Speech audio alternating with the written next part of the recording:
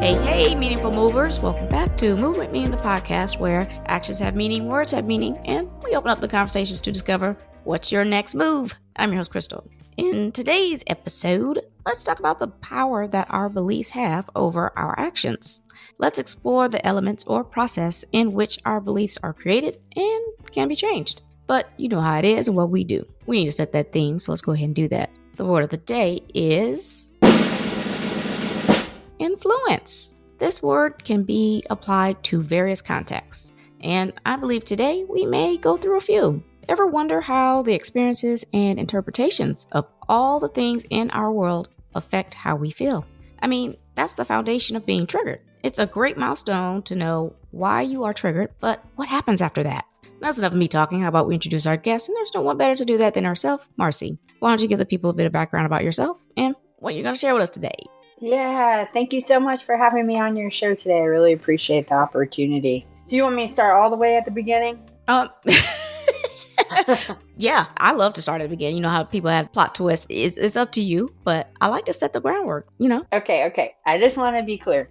So essentially, my story really begins the day that I was born because I was born with a cleft lip and palate. For people who don't know what that is, it's when you have no roof of your mouth and your lip does not grow together on your upper lip. And it also just affects all of everything in terms of the internal workings in your face, your nose, your mouth, your throat, your ears. So everything is just off and you have an external deformity.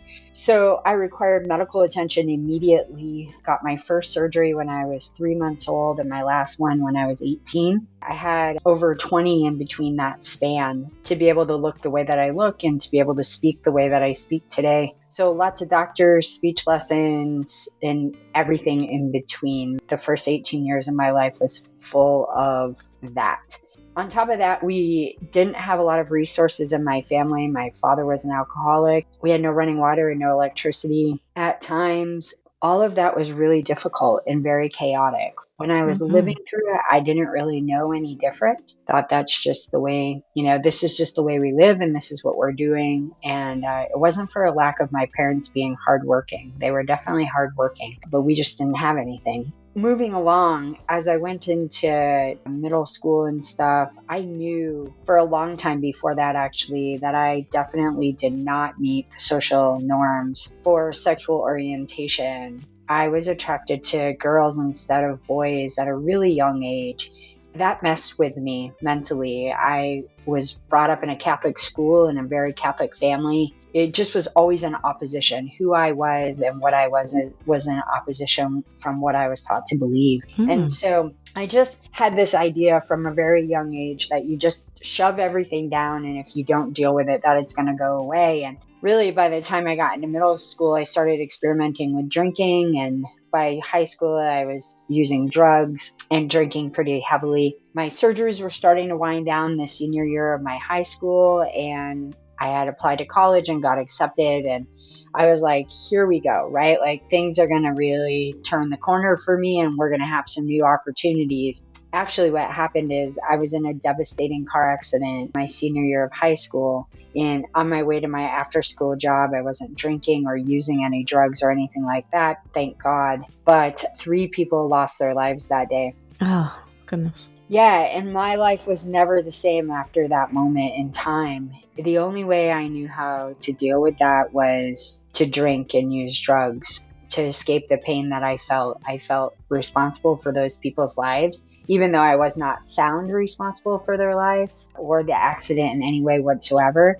I assigned that blame to myself. I adopted that belief that I was responsible. As my life went on, I really was just looking every day to take myself out. Like, how can I not be here anymore? Because it's so painful. I mean, I had a lifetime of trauma before the car accident ever even happened. So the car accident on top of the lifetime of trauma was like the icing on the cake. Yeah. So drugs and alcohol were not working. I met a woman and she had a daughter, and it became really clear to me that I was doing to her daughter what had been done to me. I was repeating that same trauma pattern that I was raised in, and I didn't want to do that to her. And so I quit drinking and I quit doing drugs, and that was over 21 years ago. And now don't get excited, because it's easy to get excited at that point in my story, right? I thought I had arrived. I thought like, this is it right here, right? And it was. Getting sober was the beginning, though. It was certainly not the end. It was just the beginning. What happens is when you're a trauma survivor, is the trauma is in your body. It is literally stored on your cells, it's in your nervous system, and it wreaks havoc. And it makes us ill physically and mentally. And that is exactly what I had experienced. I had been dealing with chronic illness all my life. And then when I got sober, it really manifested. About 3 years ago, I almost ended up dying because of it. And I ended up with mast cell activation syndrome and histamine intolerance. So all those beliefs that I had about not dealing with stuff or whatever didn't work, essentially, is what I'm here to say. And even though I was going to therapy and I was in a program of recovery and I thought I was doing all the right things, what I didn't realize is that I never got to the core beliefs of actually what was running my entire being. And that's what beliefs do. Beliefs are the basis of who we are as human beings. What we believe about ourselves, the world around us, and everyone in it creates the reality in which we live. I have heard that before. This one guy, he mentioned, he said, think there's no coincidences. If you believe something and you put something out there, you're literally creating the environment for that to happen. The surroundings to have that quote unquote perfect storm for all the things to align. I've been there before where I'm like, see, I knew it was going to happen. I knew it. And it was like, I willed it to happen because I could not get out of this rut of me thinking this is going to happen. And it's like, I made it happen. Right. And you're right. If you shift a little bit on positivity, maybe that could help. And it sounds like when you came out of that first accident, all I was thinking about was like, is this survivor's remorse?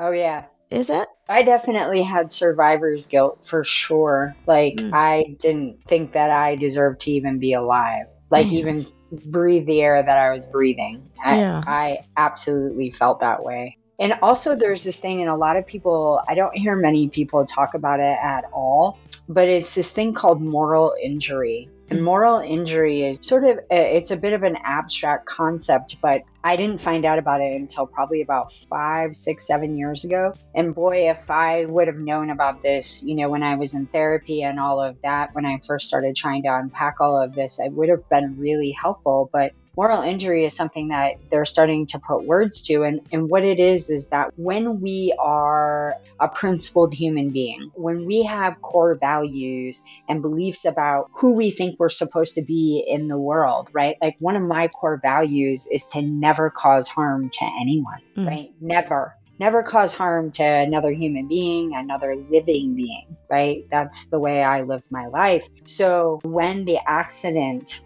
violated that core value of who I intrinsically believe myself to be, that is moral injury, right? Combat veterans deal with moral injury, right? They're in this position of they have to fight for their own wellness, right? Their own survival sometimes, right? Unfortunately, right? And killed or be killed kind of thing, not to be, really violent and graphic, and so moral injury is a real thing when you violate like your own code of ethics. Yeah.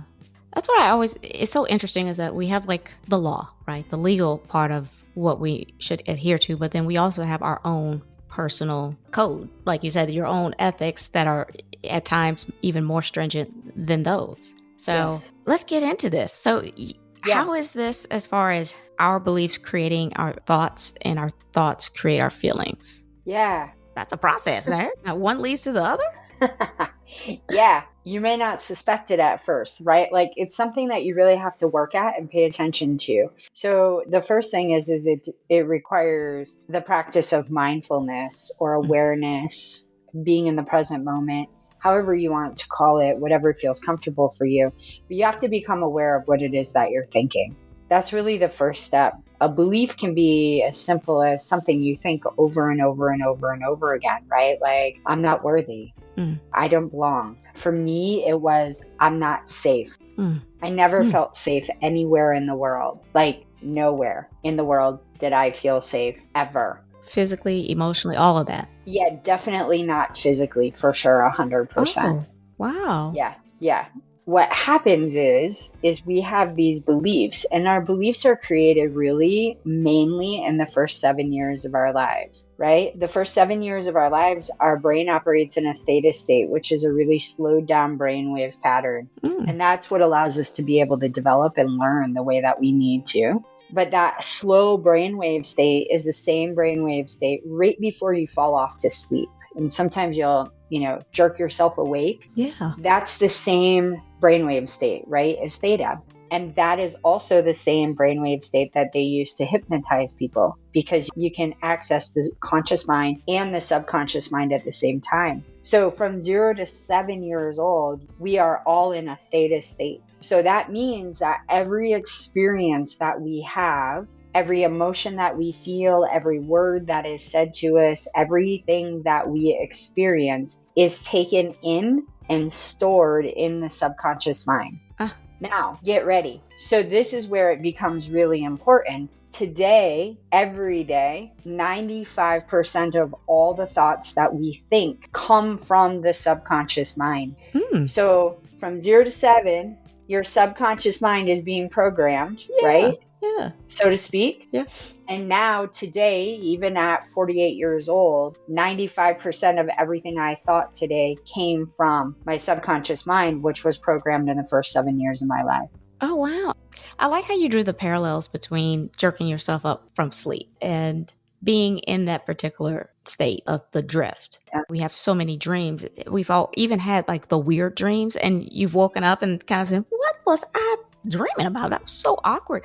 I wonder if that's almost the same thing as it kind of just manifesting a little bit, just figuratively, what was going on with us and thinking of us in that 7 years. But the slowdown, oh my gosh, that makes sense, because when you learn, people break down the learning system and they go slower with it. It latches. It does stick. It's interesting. Okay, girl. Okay. Yeah. Wow. It's a real deal. So your beliefs, right, are like what your parents, your caregivers, the most pertinent people in your life that you spent the majority of your time with as a youngster, right? Even friends and whatever. What did they tell you? Or what did you experience that maybe they didn't say, right? Was there an unspoken words like kids should be seen and not heard, right? Like what were the rules that were spoken and unspoken? And your belief systems are grounded in that. And I see it almost invariably with every client I work with. It's the same. It's not any different if you grew up in Ireland or you grew up in Georgia or you grew up in California. It's all the same. Yeah. And it's so fascinating to me to see that we all have so many of the same fundamental belief systems that we're operating out of. And usually it's about, I'm not good enough. I'm not okay as I am. I'm not worthy. I don't deserve to be loved. Yeah, it's all about our value. Like, are we okay as a human being? Right. And so when we get that piece of, okay, the belief is I'm not okay the way I am, I don't provide any value. That was one of mine. That then creates thoughts. Can you give me an example of that one? Yeah. So like if that's your belief that you're not valuable, then the thoughts that likely plague you all day, every day, that you may not even be aware of. It's like having 10 windows open on your computer while you're working in, your Google Docs tab, right? They're running in the background, so you're not consciously aware of them. But underneath, if you start to pay attention with awareness and mindfulness, you'll start hearing the thought that's being precipitated from that belief. And it's like, I knew this relationship wasn't going to work out. I don't even know why I tried to get into this relationship. I knew they weren't going to love me. I'm not worthy of being lovable, right? It's that voice inside your head that just plays unchecked. But inadvertently, it always goes back to a belief. Yeah. Right? But then that thought creates how you feel, right? If I say to myself every day, I knew this wasn't going to work out. I knew they weren't going to love me. Why would anybody love me? Look at me. How does that make you feel? Awful. Yeah. Right? Yeah. So then what do you have to do to escape yourself? Shop, eat, drink, sex, text, phone, whatever, name it, right? Gosh, yeah. Yeah. Which is the action based on the feeling. And I like how when we talked before, you mentioned a lot of times we're just living life on autopilot because we're not realizing that this came from a disbelief. And like you were saying, like subconsciously, it's like these distractions are popping up no matter what you are consciously aware of, because you immediately go to what you know. That's right. You have a 12-week coaching program. Part of that is this cancel method. And I like this because in order to go back from this, you start not necessarily from the beginning, but you trace it back from where we ended. So we start looking at it from, okay, now the feelings, then the thought, and then the belief. Can you talk a little bit about this cancel method? Yeah, so the cancel method is all about rewiring the brain. The reason that everything's running on autopilot is because those synaptic connections in the brain have formed, which is just the information highways that the brain uses over and over. And the more well-grooved those paths are, then the easier it is for the brain to just keep using them. Right? So in order to stop the brain from using those paths, we have to stop the connection from happening within the brain. And in order to do that, you just use the concept of neuroplasticity, which is rewiring the brain. And the brain is able and adaptable to be able to do this, which is amazing and miraculous when you think about it, right? Every time you hear the thought, I'm not good enough, or anything that has to do with that thought, you immediately say, cancel. You say cancel out loud. And what you're doing is literally intercepting that connection of the synapses in the brain. And you're stopping it from firing again to wear that groove deeper. You're literally stopping that from happening. So you say cancel, and that cancels the thought, also the emotion that goes with that thought. And then you use the concept of the opposite thought. So what's the opposite thought of that? I'm worthy. I'm worthy, yeah. I'm lovable, but I'm unique. I'm amazing. Whatever feels right and true for you. And you say that. So not only are you stopping one thing, you're now wiring for a new synaptic connection to happen in your brain so that you can be in alignment with what you actually envision. Why is the vocalization so important? Oh, yeah. The whole body is subjective, right? If I say lemon right now, your mouth will water, your toes will curl, unless you really like lemon, right? But you'll have a physical response, right? When I say that word out loud.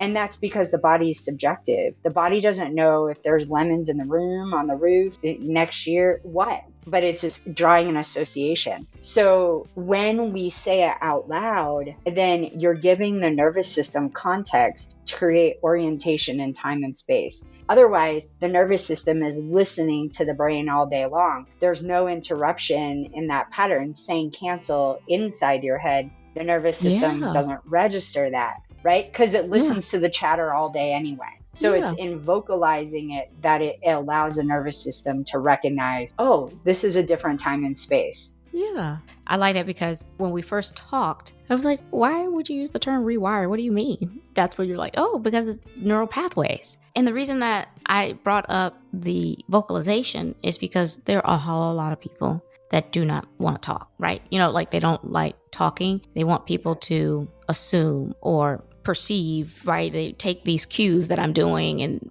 assume, and hopefully you get what I mean. Because if I say it, that's so uncomfortable to me. I can't even say it out loud to me because that makes me uncomfortable. And if it's making me uncomfortable and I say it out loud to someone else, I don't want to make them uncomfortable. Do you think that that is a very difficult thing for your clients? To say it out loud?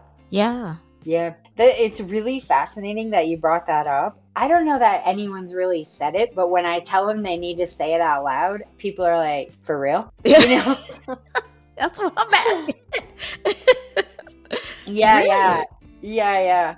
So no one's ever said I'm not going to do that, Marcy, or whatever, but it's a really valid point. I mean, I walk around my house all day long talking to myself out loud. My wife is like, oh, there she goes again. It's so amazing. Like if I'm affirming something for myself, right? Like, oh, you're okay, sweetheart. Everything's okay. She'll say back to me, oh, you're okay, sweetheart. Everything's okay. Right?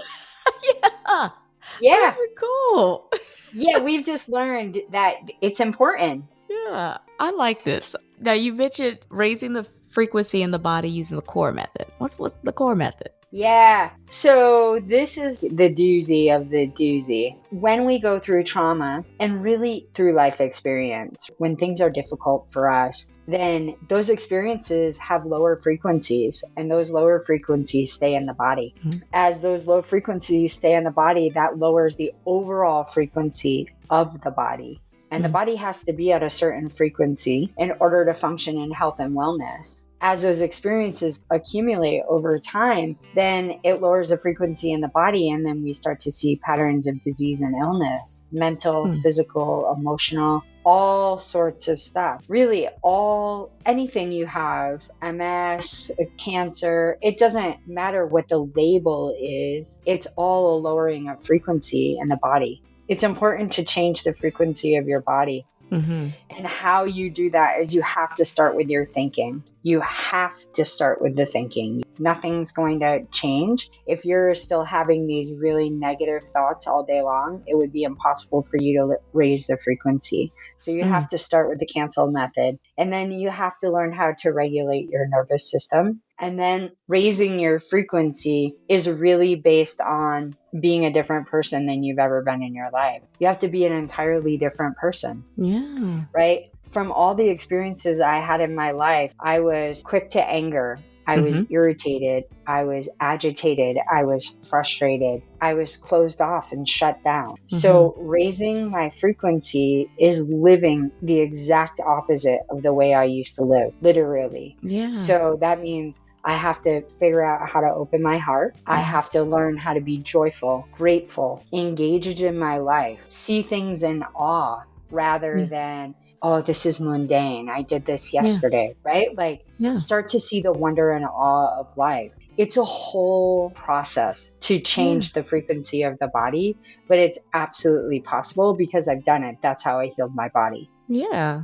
I mean, the best testimony is your own. I really like how you got so specific on those motions. You didn't say, I want to be happy. You went very deep on specifically. I want to be motivated. I want to be this. I want to be that. I think that is so important for folks to not stop at just the basic emotion, right? It's to be like, what do you mean by good? What does good mean? And that's right. I would almost tell everyone, just like challenge yourselves. Like when someone asks you certain questions, like, how are you today? Don't say I'm good.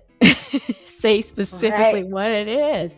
That's so cool. So if everyone wants to know a little bit more about, hey, how do I get to know a little bit more about this with Marcy? You have a 12-week coaching program, right? I do. Give us a little bit about a little quick tidbit on that one. Yeah, so basically my 12-week program entails everything that I just talked about at a very in-depth level, on a very personal level. I work with people who have been everywhere, seen everybody, tried everything, and are still chronically ill, have been clean and sober maybe for 10 or 15 years, and they're really unhappy, or maybe they've switched addictions to food or working or whatever that might be, but they know that going back to drinking isn't an option, and they don't know how to move forward. On average, within 2 to 3 weeks of working with people tell me over and over and over again, Marcy, this is life-changing work. Like, how did I not do this in therapy or in my recovery program or, my psychiatrist or whatever. And it's like we get in there and we get to the core of what is really going on. I love that. Well, this was a great conversation. I think you really gave us truly a highlight reel of what Marcy is all about and what rewiring the brain and your coaching program into that. Do you have any golden nuggets you want to just add some ketchup and leave the people with today? I think my biggest golden nugget is always hope. I think we live in a time right now that it feels really easy to look at all the negativity in the world and around us in our own country, whatever, and to get drawn into that and take it personally and let our life reflect that sense of hopelessness. And then just our own personal experiences that we're dealing with, right? Life is real and things are hard. Life is difficult and challenging, and it's intended to be that way. I just want to bring the message that there's always hope. If you don't give up, there's always hope. If you give up, there's no hope ever. I mean, I hung in there a really long time, day after day after day, that I wanted to give up and give in. Things shifted for me, and there was opportunities and help available. And so I think it's so important to just remind people, regardless of what you're suffering with currently or things that feel like they got you down, just know that there's always hope. Hey, I like it. Keep hope alive. That's the episode today. If you don't think that being triggered is a part of your actions, inactions, or reactions, I dare say, take another look. What makes you defensive, angry, happy, or sad? Those are just the start. Trace back those feelings to pivotal moments where you remember these reactions. It may be easier than you think because you've lost or let go of friendships and relationships due to the lack of security we felt in them. Perhaps there's a reoccurring theme in those conversations. I truly appreciate Marcy for sharing her lived experience and the wake-up call that ultimately led to her 12-week coaching program and methodologies. Counseling isn't enough. We've got to start the rewiring of new patterns and neural pathways to create a new sense of regulation. Can you relate to the process of challenging your beliefs, changing them, and the many ways you've experienced a renewed sense of direction, purpose, and overall awareness in your day-to-day interactions? I love it all, and so will someone else. Before I let you go, Marcy, why don't you go ahead and remind the people who you are, where they can find your resources, or reach out to you? Yeah, thanks so much for this opportunity to be here. Again, what a pleasure. Yeah, you can find me at marcylanglois.com. All the information will be in the show notes. I do offer a free consultation call if you're thinking that this might be a service that would work for you. You can definitely go ahead and fill that out, and we'll have a 30-minute connection call and see if we're in alignment, and then we'll take it from there. But I have some giveaways on my website for free that will help you walk through some of this process. Yeah, I just wish you the absolute best and keep going. Absolutely. You don't want someone to believe so much into their work when they just say, hey, here's some free stuff.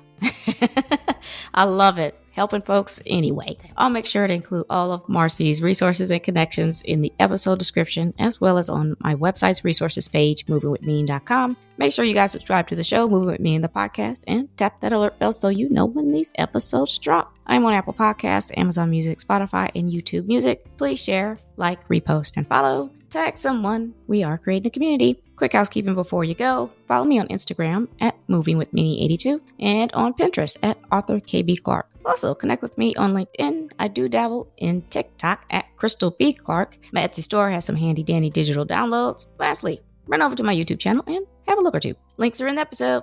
Alrighty, I'm Krystal on Moving With Me in the podcast, reminding you to take it one step at a time. All moves have meaning. Check y'all later.